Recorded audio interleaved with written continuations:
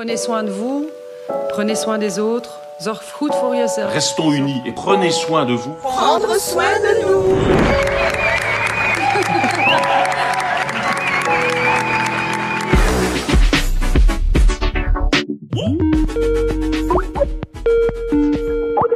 Hello tout le monde. Bonjour. Salut à tous. Ouais, salut. Ah, voilà Anaïs. Ah, moi je vois Simon. Moi je vois Simon et Mana. Ça fait plaisir Salut. de vous voir. Vous êtes tous très beaux. Et on doit faire quelque chose pour qu'on nous voit ou pas? Tu dois activer ta caméra, Christine. Et Christine, ça va? Ça va. L'année dernière, j'étais en téléwork. Et cette semaine, mais voilà, chômage forcé. Avec les enfants, donc au final, c'est pas plus mal. Et sur le coup, tu le prends un peu mal parce que tu te dis, bon, ben, je sers à rien, on me met au chômage. Et puis après, ben, ma chef, elle m'a dit, ben, oui, enfin voilà, prends ça comme des vacances un peu forcées. Je dis, ah ouais, c'est pas plus mal. Et donc, je suis dispo pour les enfants, on travaille, on s'occupe.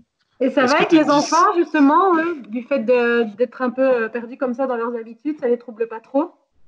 Non, pas du tout. Ils sont en vacances. Là, Victor est toujours en pyjama. Voilà. On maintient un petit rythme, on travaille le matin, on va se balader quand il n'y a pas trop de monde. On n'est pas loin de la forêt. Et on fait des activités. On a fait une journée koh on a dormi dans le salon. J'ai planqué des trucs dans tout l'appartement et puis on a soupé avec ce qu'on avait trouvé. Qu'est-ce qu'on a fait? Est-ce que vous étiez allés cueillir dans la journée ou quoi? Mais moi je veux venir vivre chez toi et faire une journée koh, ça a l'air trop bien. Ouais. C'est ça, quoi. On va faire une journée à l'envers aussi. Aujourd'hui, on a prévu d'aller à la piscine dans la salle de bain. Donc, on va faire notre sac, on va aller à la piscine. C'est bien, ça nous oblige à être imaginatifs. Voilà, faut pas que ça dure trop longtemps non plus. Mais... Oui, c'est ça. Puisque vous parlez justement des activités comme ça avec les parents, moi j'ai trouvé ça complètement dingue, surtout dans les premiers jours, de voir le nombre de parents qui sortaient avec leurs enfants faire du vélo. Bon, après, évidemment, il y avait le soleil qui facilitait le truc, mais c'est quelque chose que je constatais pas autant d'habitude. Du coup, moi, j'y vois plutôt un aspect positif. Alors après, moi, je me demande si les gens... Je nuancerais un tout petit peu pour être papa d'un jeune garçon de moins de 2 ans et être en télétravail, donc être obligé de travailler et l'avoir à la maison. On a fait une moyenne, on a de temps disponible, environ, il nous laisse 15 secondes. C'est des tranches de 15 secondes. Si toutes les 15 secondes, il te sollicite, c'est comme ça. Et donc, quand tu es confronté à tes responsabilités de salarié, entre guillemets, en fait, c'est une très mauvaise période qui devrait être une bonne période parce que ouais, tu devrais pouvoir profiter de ton gosse et faire plein de choses avec lui. Et en fait, ça devient très, très compliqué. Et les fins de journée, tu es crevé. En vrai, c'est aussi une journée de travail de s'occuper de ton gosse, quoi. Donc, Mais justement, je me demande si, je pense déjà à l'après, évidemment, hein, aux répercussions que ça aura sur l'organisation des familles. Quelque part, je me dis, peut-être qu'on devrait être moins dans l'extrême, c'est-à-dire qu'on a l'habitude d'être toute la journée dehors, entre guillemets, et pour notre job ou d'autres activités, peu importe, et voir les enfants à certaines heures, qu'ici, on est obligé de combiner, surtout les parents sont obligés de combiner en fait entre les deux. Peut-être que le 9-17 habituel qu'on connaît, il n'est pas compatible avec des enfants. Et d'ailleurs, Kevin, tu nous confirmes bien, je pense, avec ton expérience avec Achille. Et peut-être que c'est bien de pouvoir se dire, OK, allez, de 13h à 15h30, concrètement, le petit, il a besoin de bouger. Il faut vraiment qu'on fasse quelque chose avec lui. Et donc, réorganiser le travail pour pouvoir te remettre une petite tranche horaire de travail en soirée. Mais l'après-midi, tu aurais bien profité avec ton enfant. Et donc, c'est juste une façon de déplacer les moments dans la journée, mais de pouvoir profiter de la même façon, juste en dehors des cadres habituels du 9-17 ou du 8-16, que sais-je. Voilà, quoi. ouais, alors moi j'irais même encore plus loin, mais c'est sans doute mon côté anarchiste qui parle, c'est que en fait pour moi vraiment quand tu t'occupes d'un gosse, tu te reposes pas quoi, même si c'est du bon temps, même si c'est des bons moments, machin, etc. Tu t'occupes quand même de ton gosse, t'es quand même en train de t'en occuper et de faire un truc. Et derrière, ce que je dis quand on me dit tu peux aménager tes horaires et c'est super cool, on pense à toi. En vrai non, si on pensait vraiment à moi, on me dirait à 20h t'es crevé comme si t'avais passé une journée de boulot en fait. T'es crevé pareil et t'as pas envie d'aller retravailler, t'as envie de faire un truc pour toi, tu as envie de te poser 5 minutes, tu as envie d'aller te coucher limite, mais tu n'as surtout pas envie de déplacer les heures que tu as passées avec ton fils pour récupérer du boulot. Tu as juste envie en fait qu'on réduise tes heures de boulot, pas qu'on te les ajoute ailleurs, quoi. Moi, j'ai pris le pli maintenant de me lever beaucoup plus tôt. Enfin, j'ai des petits jumeaux, dès qu'ils se réveillent entre 6h et 8h, ben, à ce moment-là, je me réveille, je vais travailler 2 heures au calme et je suis beaucoup plus productif en matinée que l'après-midi où il faut aller les balader, où il faut... Ils sont encore très petits, donc moi, ça change pas grand-chose. C'est juste énormément d'organisation et parfois de complications parce que pour Cécile, je suis à la maison, donc logiquement, elle pense que je suis plus disponible. Moi, j'ai beaucoup de boulot et donc quand je suis disponible, je suis quand même à penser au travail que je dois faire. Donc, c'est jamais vraiment confortable. Tu vois, on n'a jamais vraiment fini le boulot ou on n'est jamais totalement avec sa famille, je trouve. Comme c'est tout le temps téléwork, c'est parfois difficile à trouver un juste équilibre. Mais les bonnes choses, c'est que j'ai jamais fait autant de balades et j'ai jamais autant découvert mon quartier, par exemple. Ça, moi, j'aime bien. Et beaucoup de mellow cake. Ah, moi aussi, je suis fan de mellow cake. Hier, j'ai acheté un énorme family pack de mellow cake. Donc voilà, c'est mon conseil pour garder une bonne ligne. Super.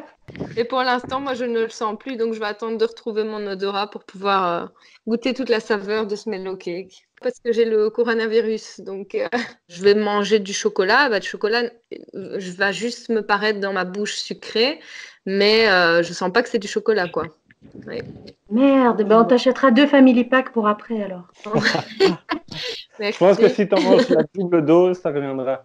Tu dois vraiment manger des dizaines de mellow cakes et ça t'aidera. Ben, c'est le moment justement de revoir mes menus et peut-être de choisir quelque chose de plus équilibré. Des choux de Bruxelles, c'est très bon, quoi. Voilà. Je me suis très vite rendu compte après les 3 premiers jours, je pense, de confinement, que les hyperos chez moi, c'était vraiment, vraiment très sollicité. Et donc, du coup, on a fait beaucoup d'hyperos. On a fait plein de trucs sur Messenger, à se rencontrer avec des copains, les anifs, etc. Et on faisait tout le temps la fête, en fait. Et du coup, il s'est avéré que le frigo commençait à se remplir finalement de vachement plus de trucs de fête, en boisson et en nourriture qu'autre chose. Et mais après 3 jours, je me suis dit, en fait, ça va juste pas le faire. Et aussi simplement parce que, je sais pas si vous vivez ça, mais moi, je le vis comme ça. Quand j'ai un afflux d'alcool ou de graisse ou de sucre plus gros, j'ai tendance à avoir carrément le moral en berne. En fait, mon corps ne suit pas, etc. Et donc, du coup, après 3 jours de confinement, ce qui n'était déjà pas une situation idéale, je me suis rendu compte que ça allait pas du tout. Moralement, j'allais pas pouvoir supporter cette période-là en continuant à consommer comme ça. Et donc, j'ai décidé de continuer ce confinement comme je le faisais avant, en fait, c'est-à-dire avec vraiment 0 alcool et avec un régime sain au maximum au niveau alimentaire. Puis j'ai découvert plein de trucs complètement débiles. Je fais mon granulat. Si je voulais m'en sortir plutôt positive, il fallait vraiment que je mette des choses en place. Mais pour moi, c'est ça que j'ai appliqué. Moi, j'ai fait ça et évidemment, on était, je crois, 6-7 à faire un apéro en même temps. Et on passe 3/4 du temps à se dire, est-ce que lui est là? Allô? Je t'entends pas, je t'entends mal. Ok, on boit ensemble. Ah, ouais. On passait plus de temps à essayer de se coordonner qu'à discuter. Mais bref, c'était drôle. Et surtout, ça relève aussi le fait qu'on a absolument besoin d'être avec des gens, quoi. Voilà.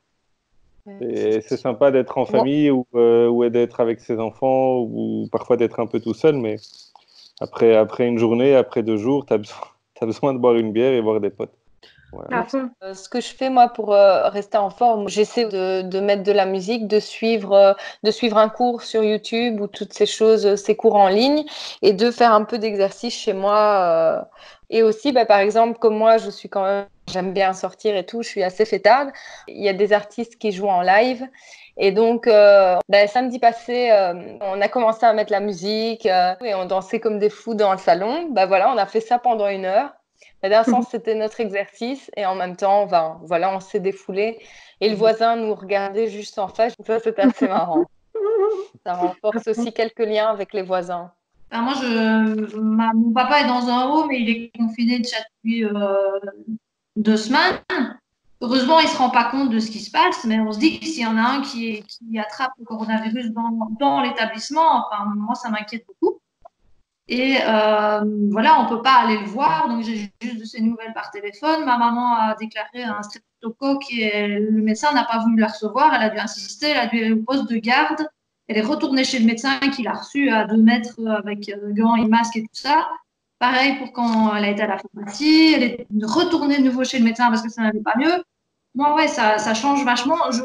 On n'est pas privé de notre liberté, mais on est privé des gens. Ça, c'est un peu dur. Là, j'essaie de sortir le moins en moins, même si je croise quelques personnes. Enfin, je ne vais plus dans les magasins, je me lave les mains tout le temps. Et j'ai vraiment, je me sens justement, moi, j'aime pas quand on dit je me sens pas concernée. Parce que quand on voit tout ce qui se passe, quand on voit toutes les images à la télé, à la radio, et dimanche, les gens se baladaient. Je trouve ça un peu fort et un peu risqué quand même. Donc nous, on sort voilà, le matin, le soir, et on croise à peu près personne, mais je me suis surprise à mettre du détol et à désinfecter des bouts de bois et des carottes de sapin qu'on avait ramassées. Victor adore ramasser des petits trésors, mais je les mets lingettes avec et je les passe au gel ou à la lingette quand il les ramasse, quoi. On ne peut pas non plus les interdire de rien toucher. Mais... Bêtement, moi j'ai vraiment énormément besoin de bouger, donc soit je cours ou je marche ou je fais du vélo, quoi, tous les soirs, parce que sinon ça va pas, on va pas pouvoir me retenir à la maison longtemps.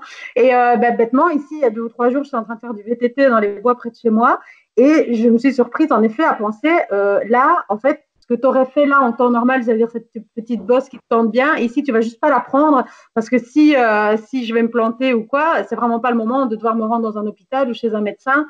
Et donc moi, à ce niveau-là, en tout cas, ça a changé un peu mes habitudes. Je fais plus gaffe, en effet, à ma santé, à mon impact directement sur moi. Et puis un autre truc horrible, j'ai vu une vidéo géniale où on apprend aux enfants à se laver les mains avec des animaux, donc pour savoir, on fait les trompes de l'éléphant pour bien passer autour des doigts, des trucs comme ça. Mais j'ai regardé cette petite vidéo comme ça, totalement innocente. Et du coup, je ne sais plus me laver les mains sans citer les noms des animaux. Voilà. Donc, c'est une nouvelle habitude aussi complètement loufoque. Et je pense aux hérissons, aux serpents et à l'éléphant quand je me lave les mains. Voilà, ça, c'est mes nouvelles habitudes de coronavirus. Laver les mains, je le faisais quand je me lavais le matin, quand j'allais aux toilettes. Et voilà, je ne le faisais pas plus et après avoir mangé. Maintenant, je deviens parano de ça. Comme j'ai des bébés, des tout petits bébés de quelques mois, je fais d'autant plus attention. Et aussi, j'ai appris une chose que je ne fais plus depuis, je pense, 48 heures. Je jette mes mouchoirs usagés, non pas dans la poubelle papier, mais dans la poubelle déchets habituels. C'est des choses que je ne savais pas. Puis à côté de ça, il y a des habitudes qui, j'espère, changeront très vite. Mais quand je vais me balader... dès que je vois quelqu'un, soit je me mets sur le côté et je le laisse passer, soit je change de trottoir, soit je prends vraiment aucun risque, quoi. Et donc je deviens parano et je m'énerve même quand je vois des gens qui s'écartent pas. Et c'est des choses qu'elles j'aurais jamais pensé faire il y a quelques semaines encore. Donc il y a des habitudes qui, je pense, vont rester et qui sont bonnes, se laver les mains, mieux trier, mais des habitudes qui, j'espère, dès que tout ça sera terminé, on pourra marcher, faire des pique-niques dans des parcs et aller voir des amis, évidemment. Mais il y a aussi une habitude qu'on est tous en train de prendre, c'est l'habitude du télétravail. Je trouve qu'il y a plein de choses positives à faire du télétravail. Pas tous les jours, sinon on devient fou, mais je crois qu'à l'échelle plus globale, ça peut apporter un plus à la société. Prenez soin de vous. Prenons soin de nous. Okay. Salut. On se rappelle, hein. Bisous à vos familles, bisous. Salut. Bye. Oui, et Christine, c'était cool de te voir.